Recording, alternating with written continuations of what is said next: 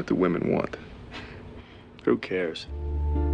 I'm a closer. What are we drinking? More of whatever's making you the way you are. Can you take the long way up? I am really enjoying the view here. I'm talking to you. You can't tell me that I'm not giving you hot pants. What do you...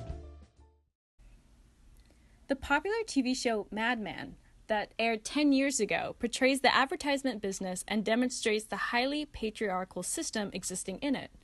As discussed in Journal of Aggression, Maltreatment, and Trauma, the scientists Stelkowitz and Rosalie examined 1,988 advertisements in 58 U.S. magazines and found that across all magazine categories, men, women's, news, business, entertainment, teen, and special interest, 50% of advertisements with women portrayed them as sex objects.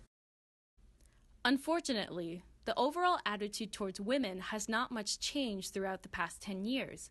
In this video, we will be talking about ads of such huge and successful fashion companies as Deutsch & Gabbana, Calvin Klein, Duncan Quinn, and Relish that have caused a lot of controversy by depicting gang rape, non-consensual voyeurism, and other versions of sexual abuse.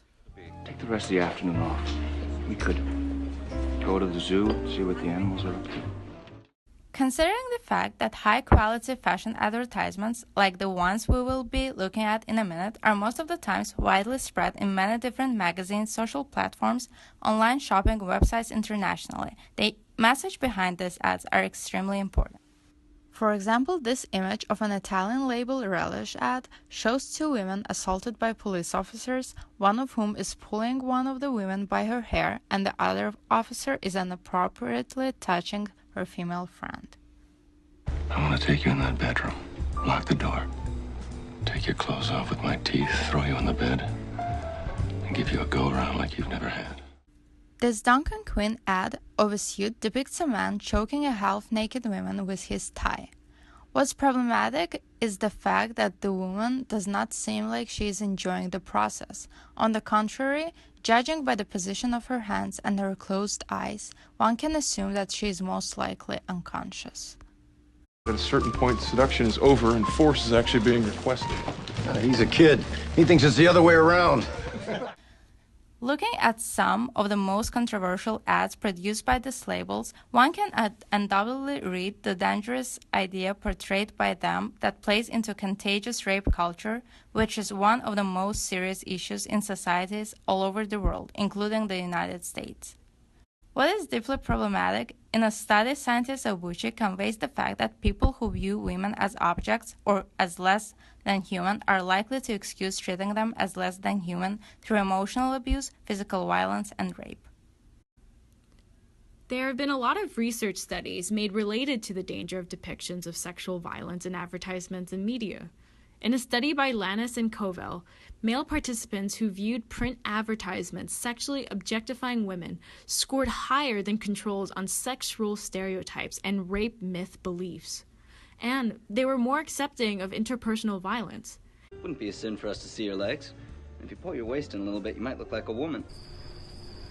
Images like the one we have viewed earlier not only normalize violence and sexual abuse, but may also make scenes like these appealing and exciting for male viewers who see these advertisements everywhere. That's clever.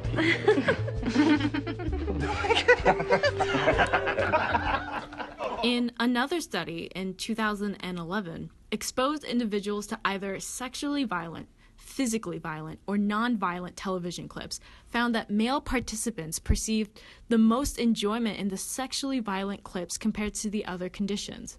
As a result, in addition to endless violent pornography with real rape scenes, we have even more easily accessible rape images in casual magazines, social networks, and even on the streets.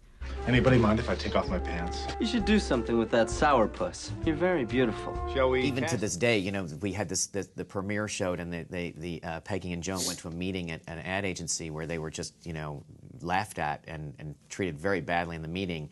And as usual, a bunch of men get on and say, "This is outrageous. It went too far. It's too unbelievable." And all the women are like, "You're nuts.